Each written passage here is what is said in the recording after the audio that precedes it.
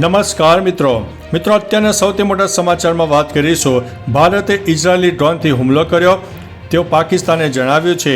પાકિસ્તાની સેનાના પ્રવક્તા lieutenant general Ahmed શરીફ ચૌધરીએ કહ્યું છે કે ભારતે ઇઝરાયેલી ડ્રોન હેરાપનો ઉપયોગ કરીને પાકિસ્તાન ઉપર હુમલો કર્યો. ચૌધરીના જણાવ્યા મુજબ ગુરુવારે લાહોરમાં થયેલા ડ્રોન હુમલામાં પાકિસ્તાની સેનાના 4 સૈનિકો ઘાયલ થયા છે. મ્યાનમારમાં પણ એક વ્યક્તિનું મોત થયું છે. મિત્રો, અન્ય મહત્વના સમાચારની વાત કરીએ તો ઓપરેશન સિંધુની સટીકતા પ્રસન્નતાને પાત્ર છે. ઓપરેશન સિંધુને લઈને રક્ષા મંત્રી રાજનાથસિંહે સેનાને અભિનંદન આપતા કહ્યું છે કે હું સેનાને તેમણે બતાવેલી હિંમત અને બહાદુરી બદલ અભિનંદન આપું છું. પાકિસ્તાન અને પીઓકેમાં આતંકવાદી ઠેકાણો નાશ કરવામાં આવ્યો છે. હું તેમને સલામ કરું છું. ક્વોલિટી વર્ક શું છે તેની એક ઝલક આપણે જોઈ લીધી. પાકિસ્તાન અને પીઓકેમાં આતંકવાદી છાવણીઓને નાશ કરવામાં આવી છે. તે આપણા માટે ગર્વની બાબત છે. મિત્રો, અન્ય મહત્વના સમાચારની વાત કરીએ તો આખી ક્રિકેટ લીગ રદ. ખેલાડીઓ દેશ છોડીને ભાગી રહ્યા છે. પાકિસ્તાનના રાવલપિંડી સ્ટેડિયમ પર ભારતના ડ્રોન હુમલા બાદ સમગ્ર પાકિસ્તાન પર સુપર લીગ રદ થવાની સંભાવના છે. રાવલપિંડીમાં PSL મેચ યોજાવાની હતી, પરંતુ હવે તે પણ રદ થઈ શકે છે. આ દરમિયાન PSLમાં રમી રહેલા વિદેશી ખેલાડીઓ પાકિસ્તાન છોડવાની વાત કરી છે. અહીં પાકિસ્તાન ક્રિકેટ બોર્ડ અને ગૃહ મંત્રાલયના અધિકારીઓની બેઠક ચાલી રહી છે. મિત્રો, અન્ય મહત્વના સમાચારની વાત કરીએ તો પાકિસ્તાની ક્રિકેટરનું મોત. ભારત અને પાકિસ્તાનના તણાવભર્યા માહોલમાં પાકિસ્તાની ક્રિકેટરના મોતના સમાચાર સામે આવ્યા છે. 22 વર્ષીય અલીમ ખાનનું હાર્ટ એટેકના કારણે મૃત્યુ થયું છે. તે PCB ચેલેન્જ લીગમાં બોલિંગ કરી રહ્યો હતો. તે સમયે ઢળી પડતા હોસ્પિટલમાં ખસેડવામાં આવ્યો હતો, જ્યાં તબીબે તેને મૃત જાહેર કર્યો છે. પાકિસ્તાની ક્રિકેટ બોર્ડે ખેલાડીના મોતને લઈને દુઃખ વ્યક્ત કર્યું છે. સારી બેટિંગના કારણે અલીમનું પ્લેઇંગ 11મા સ્થાને જોવા મળ્યું હતું. મિત્રો, અન્ય મહત્વના સમાચારની વાત કરીએ તો પાકિસ્તાનના સમર્થનમાં કોમેન્ટ કરવી યુવકને ભારે પડી. ભારતે ઓપરેશન સિંદૂર હેઠળ એક મોટો લશ્કરી ઓપરેશન શરૂ કરીને પાડોશી દેશ પાકિસ્તાનમાં 9 આતંકવાદી ઠેકાણા ઉપર હુમલો કરીને તેનો નાશ કર્યો હતો. બંને દેશ વચ્ચે વધી રહેલા તણાવ વચ્ચે મેરઠના એક યુવકે સોશિયલ મીડિયા પર પાકિસ્તાનના સમર્થનમાં કોમેન્ટ કરવા બદલ તેને ભારે કિંમત ચૂકવવી પડી છે. આ કેસમાં કાર્યવાહી કરતા પોલીસે ગંભીર કલમો હેઠળ કેસ નોંધીને યુવકની ધરપકડ કરી છે. મિત્રો, અન્ય મહત્વના સમાચારની વાત કરીએ તો અમેરિકાએ પોતાના નાગરિકોને ચેતવણી આપી છે.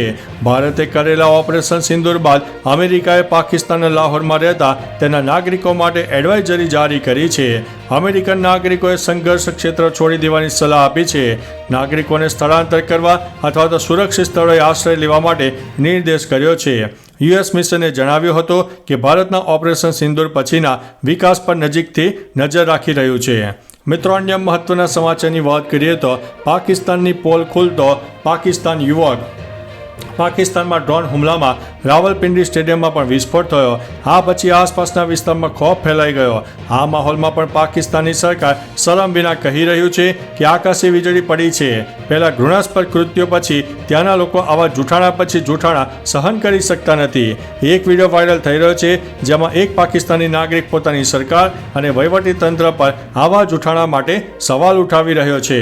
મિત્રો, અન્ય મહત્વના સમાચારની વાત કરીએ તો ઓપરેશન સિંદૂરમાં ઠાર મરાયો આતંકવાદી રઉફ અઝહર. ભારતના ઓપરેશન સિંદૂરમાં એક મોટો આતંકવાદી ઠાર મરાયો છે. ભારતીય સેનાએ કંદહાર વિમાન અપહરણના માસ્ટર માઇન્ડ રઉફ અઝહરને ઠાર માર્યો છે. તે મિસાઇલ હુમલામાં માર્યો ગયો છે.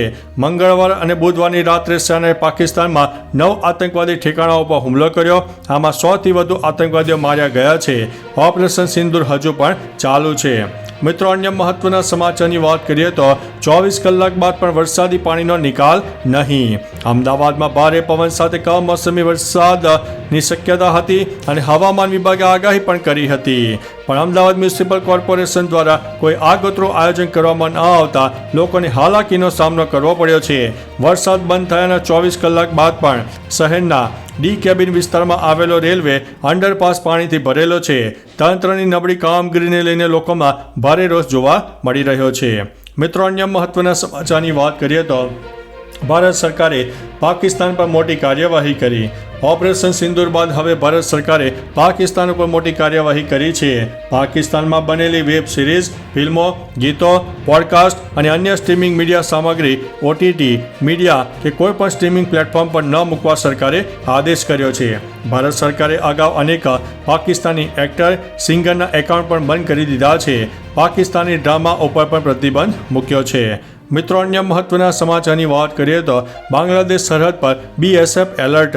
ભારત અને પાકિસ્તાન વચ્ચે વધી રહેલા તણાવ વચ્ચે ભારતે બાંગ્લાદેશ સરહદ પર તકેદારી વધારી દીધી છે. કોઈ પણ સંભવિત ઘૂસણખોરી કે ખતરાને ધ્યાનમાં રાખીને BSF ભારત અને બંગાળ સરહદ ઉપર સતર્ક થઈ ગયું છે.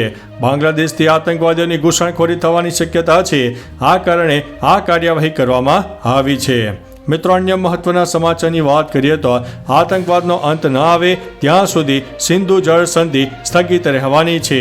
વિદેશ મંત્રાલયની પ્રેસ કોન્ફરન્સમાં સચિવ વિક્રમ મિશ્રે કહ્યું છે કે ભારતે 6 દાયકાથી સિંધુ જળ સંધિનું સન્માન કર્યું છે. ભારતની ધીરજ એટલી છે કે હવે ભારત કરારનું પાલન કરી રહ્યું છે. આતંકવાદનો અંત ન આવે ત્યાં સુધી સિંધુ જળ સંધિ સ્થગિત રહેશે. જો પાકિસ્તાન તણાવ વધારશે તો તેનો જવાબ આપવામાં આવશે.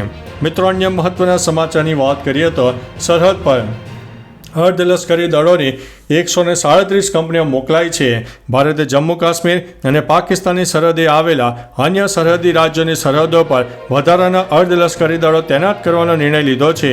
આ અંતર્ગત અર્ધલશ્કરી દળોની 137 કંપનીઓ સરહદ પર મોકલવામાં આવી રહી છે. આમાં SSB, CRPF, ITBP અને અન્ય અર્ધલશ્કરી દળોનો સમાવેશ થાય છે. મિત્રો, અન્ય મહત્વના સમાચારની વાત કરીએ તો જમ્મુ કાશ્મીરમાં ભારે વરસાદ, સલાલ અને બગલીહાટ ડેમના દરવાજા ખોલવામાં આવ્યા છે. જમ્મુ અને કાશ્મીરમાં ભારે વરસાદ બાદ ભારતે ચિનાબ નદી પરના બગલીહાટ ડેમના દરવાજા ખોલી નાખ્યા છે. મળતી માહિતી મુજબ રામબન વિસ્તારમાં ભારે વરસાદને કારણે વધતા પાણીના સ્તરને નિયંત્રિત કરવા માટે ડેમના અનેક દરવાજા ખોલવા પડ્યા છે. સતત ભારે વરસાદને કારણે ચિનાબ નદીના પાણીનું સ્તર ઝડપથી વધ્યું છે. ડેમના દરવાજા ખોલતા જ પાકિસ્તાની વિસ્તારોમાં પાણીનો પ્રવાહ ઝડપથી વધી રહ્યો છે. તો ચાલો મિત્રો, ફરીથી દેશ અને દુનિયાના સુપરફાસ્ટ સમાચાર લઈને મળતા રહીશું. ત્યાં સુધી અમને રજા આપશો. નમસ્તે.